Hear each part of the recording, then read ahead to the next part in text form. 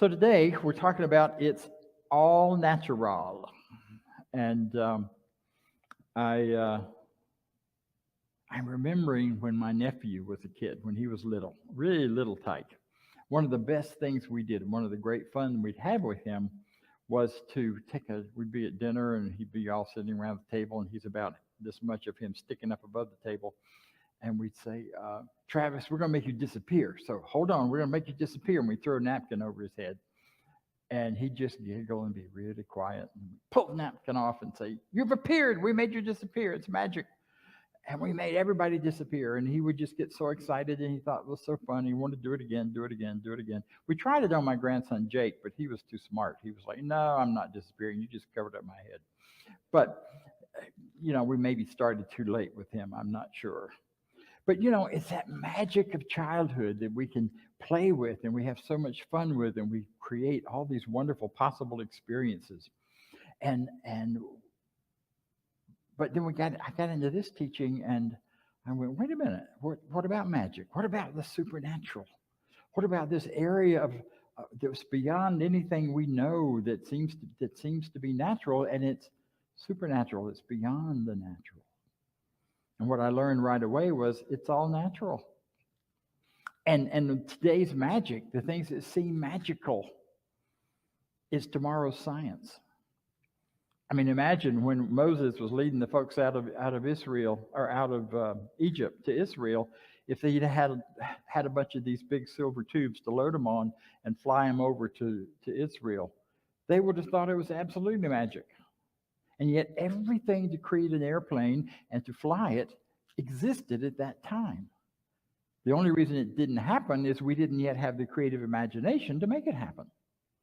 So my premise here is that everything that seems to be supernatural, that seems to be magical, is not.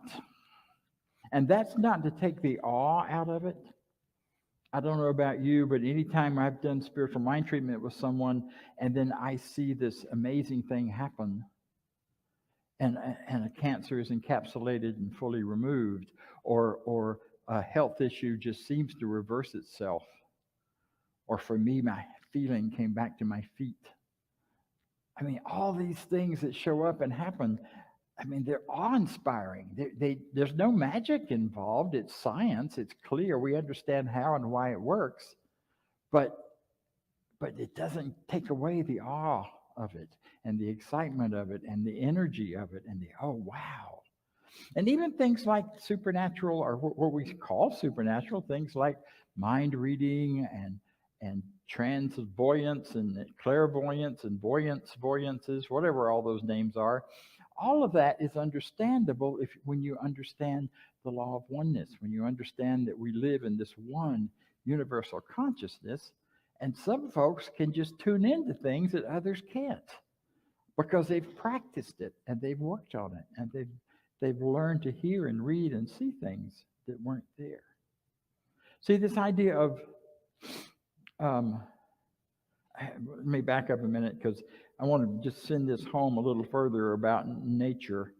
When I first read Thomas Troward, and anyone who's read Thomas Troward knows that it's complex. He writes all of his writing is transposing his speaking.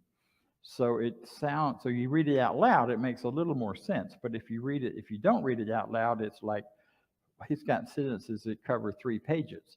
And you're going like, how do I make sense of this? So you take it apart and you chop it up, whatever. But one of his most profound statements is a very short, easy one. And it says, first thing to know is that nature is natural. And I thought, well, that's the silliest thing. Of course nature's natural. I was talking to Jake about this on the way over today, and he's like, well, everything but Bigfoot. Bigfoot ain't natural. Bigfoot's supernatural. Now, I won't tell you the rest of the quote because I can't say it on the air or in front of you. But it's so fun and funny how we pick certain things in life, certain things in nature to make unnatural, to make beyond nature, to make supernatural, because somehow that makes them easier to take and maybe easier to digest, or we just want the fun of the mystery of it all. And there is a mystery to nature, but it's not supernatural and it's not unnatural.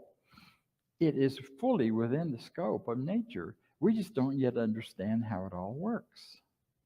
Quantum physics was unknown, except to a few people, until fairly recently. And it really wasn't until the last probably 30 years that we put it to work in things like light bulbs and in car electronics and all of those things which have so transformed what we can do now in our world of technology. And yet it would have seemed like magic before now, but it wasn't. It was natural. It was supernatural. See, and as we come to understand the natural laws of the universe, the natural laws of life, and we come to understand them, then we can use them. As long as they are magic, as long as they're separate from us, then we got to rub our tummies and pat our heads and dance around and do all kinds of crazy things to try to make them come true. Whereas once we understand that they're not magic, they're natural, and there are ways to use them, and they don't usually require making us look completely silly, then we begin to create lives for ourselves that are richer, that are fuller, that are longer, that go in whatever direction and way we want them to go. But we've got to understand nature, and I love the quote that Norma did in her presentation, and that is that we must first surrender to nature in order to use nature. We must understand how it works, and then we create all kinds of newness. It was understanding things like gravity and lift and all of that made it possible to create airplanes that we could fly people out of Egypt to Israel if we wanted to. But we had to understand how nature worked and how it moved forward naturally and in its goodness. So Thomas Trord also says this: it is therefore a mathematical necessity that because the originating life principle is infinite, it is a single unit, and consequently, wherever it is at all, the whole of it must be present. It's a mathematical necessity that the single unit, wherever it is, all of it must be present. Which means, for you and I, it is present in us every moment, all the time.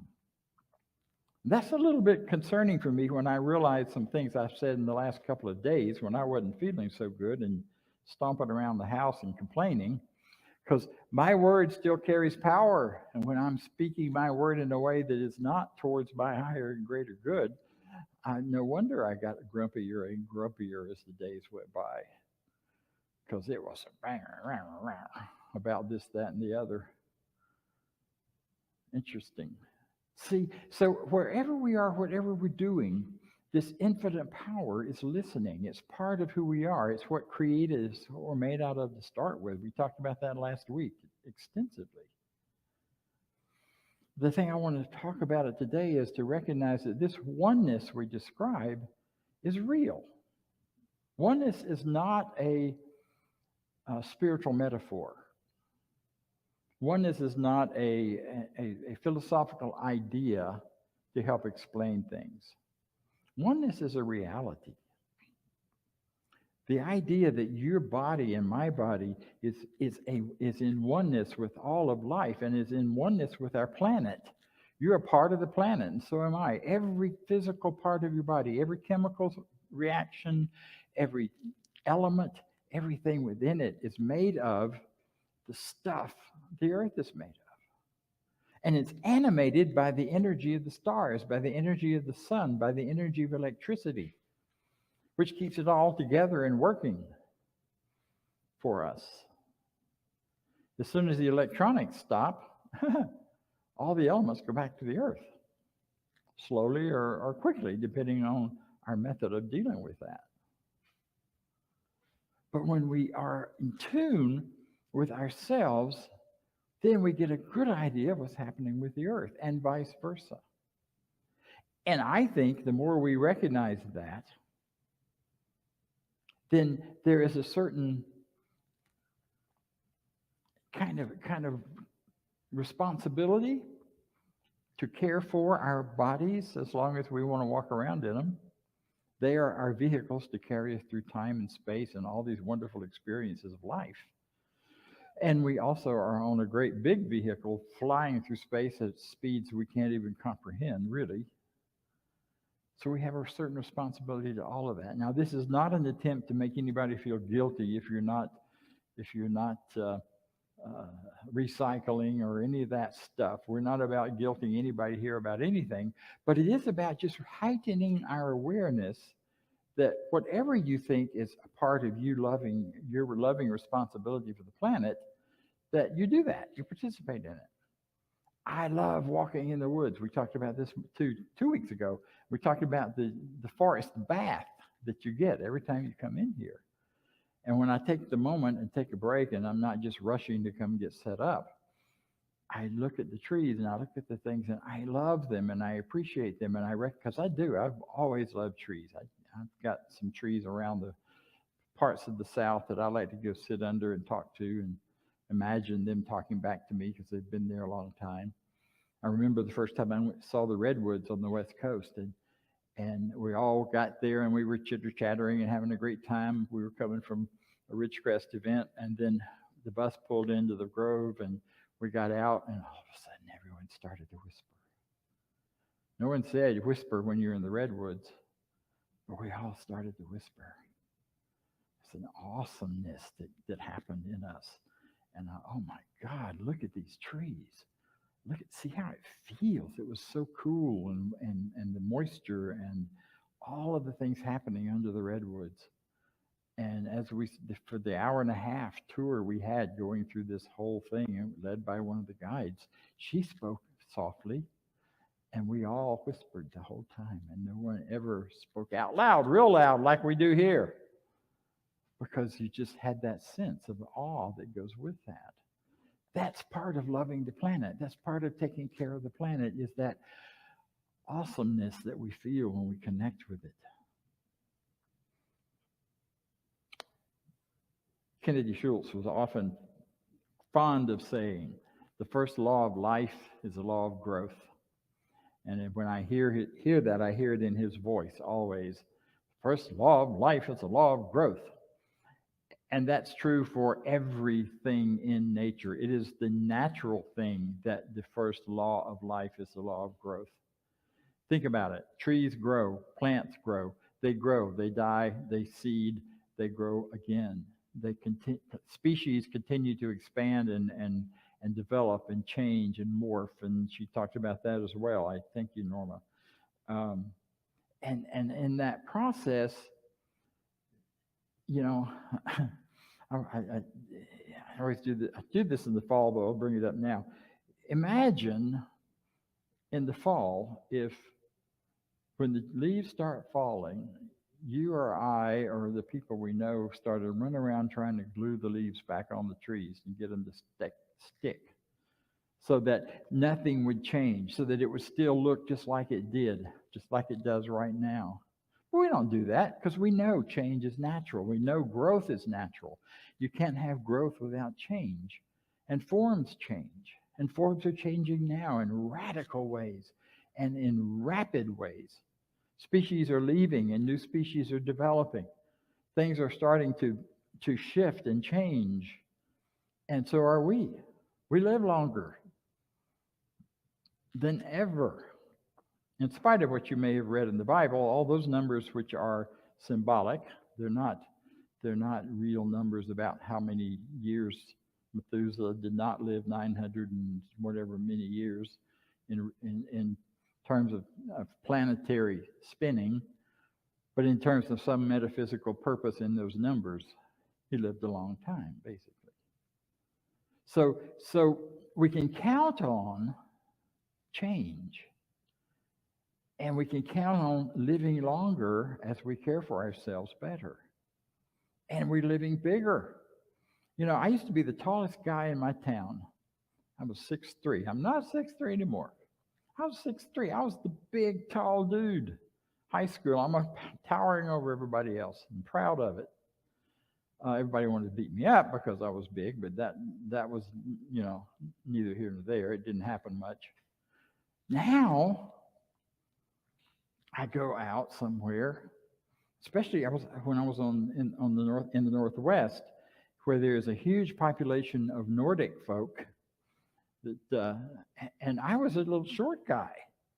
There are all these people I'm looking up to. I went in the bookstore and I'm going, holy Moses, where did all these big guys come from? All these youngsters who are taller than skyscrapers. And I think I never knew what it felt like to be the short guy in the room, but now I do. Because we're growing bigger and stronger because of our food, because of our care, and maybe because of some things that in our food that we maybe don't need. I don't know. There's a lot of controversy about that. The point of it is we are changing. And those of us who are intelligent, and I count that as everybody listening to this talk, can utilize the natural laws of life to go through these changes in ways that will care for us, that we can care for us, and that we can create environments in which we can live richly and freely and fully and joyfully. Law of life is a law of growth. As forms change, as life changes, as we change, then we have this opportunity to change and grow. We don't always know where it's going, but we know it's going somewhere. Life must, Holmes says this, life must enter living, and God must flow through each of us if there is to be a real representation of the divine through us.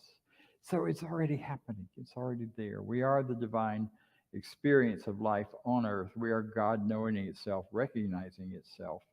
We are the opportunity for this infinite power to go through these changes. And we have within us the power to make our choices so that we can have some changing of the path. Now, granted, you may not be anyone that's got control over what's happening in the world, in the big world, in the big way, but you certainly have control over how we think about it. There is nothing more powerful than spiritual mind treatment. And using spiritual mind treatment to move us toward where we want to go is a powerful, powerful tool when you don't know what to do physically. And I will tell you what happens is when you do that kind of treatment is you'll get a nudge to do one thing or another. I live in a complex that does not recycle. I'm kind of stuck on that right now, so please forgive me. I'm not shooting in on anybody. But I came back from the West Coast with this, like, I could at least do that and quit throwing all of my stuff in the wrong place, in the trash. And so I've started recycling. I had to drive quite a ways to do it because the county I live in won't give me a recycling pickup because I live in an apartment complex. Makes no sense. They say it makes sense. But I'm doing it. And every time I do, I feel like I'm contributing somewhat to saving our planet. I don't think we have to save the planet, by the way. I think we have to save our environment on the planet. The planet's going to be just fine. We may not be able to live here for another 100 years if we don't change our behavior, but that's about changing our environment. So I feel like I'm supporting my environment just by doing that simple thing. And given that I'm addicted to Coke Zero, I have lots of plastic to get rid of it, to recycle. And so it's a good thing that I do it. And you may have something that nudges you. It may not be that. It may be something else. It may be as simple as walking through a forest bath and enjoying it and going yes and honoring it, or saving a tree where you can, or or cutting down a tree and planting something that's needed in that place. I mean, there are all kinds of ways to go. We just aren't clear about which and where. So with those kind of thoughts, I want to invite us to do a little meditation. And I will guide you in a few moments, and then I'll let us just be silent as we think about this whole business of our connection to the whole natural world in which we live. So whether you do it with your eyes closed or open, just take a moment and Let your mind wander to your favorite natural place. Let it wander to your favorite space in life or in the world. It may be a forest, it may not be. It may be a desert, it may be any of the planet's beautiful spaces. Or it may not even be a real place, it may be imaginary. And just let some breaths take us there as we dive deeply.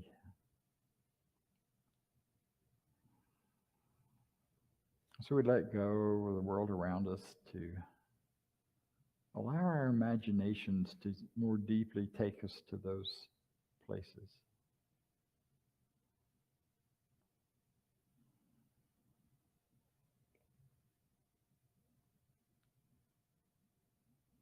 And as you are aware of that, notice how your place resonates and reflects who you are, what you know yourself to be. It may be the vibrancy of the life around you. It may be the peace and the calm.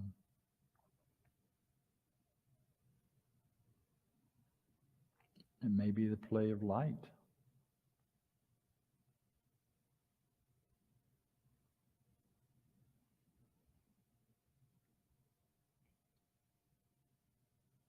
It may be the tallness or the shortness of it all.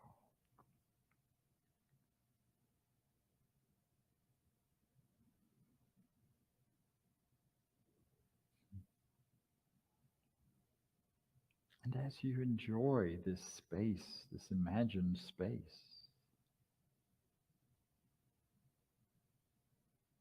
I don't know about you, but there's a smile that wants to happen. There's a chuckle.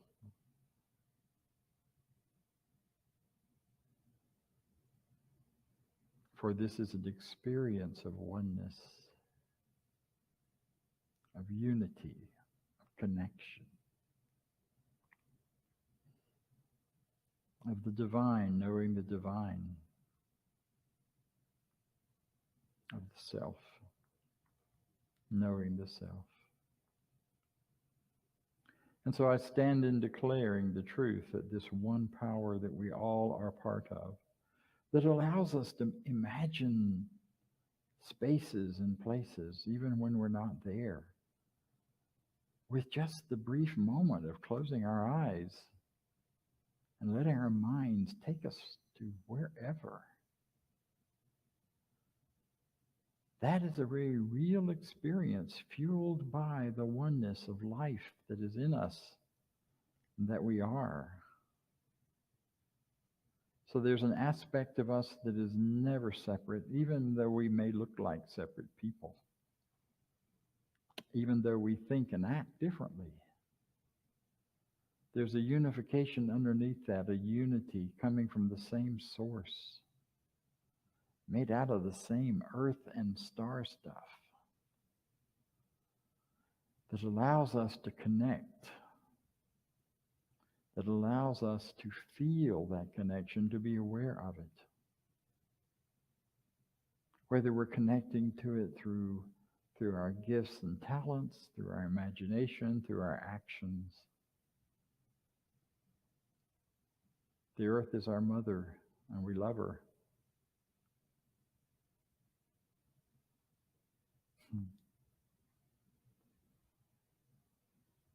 And so we breathe, and even in our breathing, we are connecting in oneness.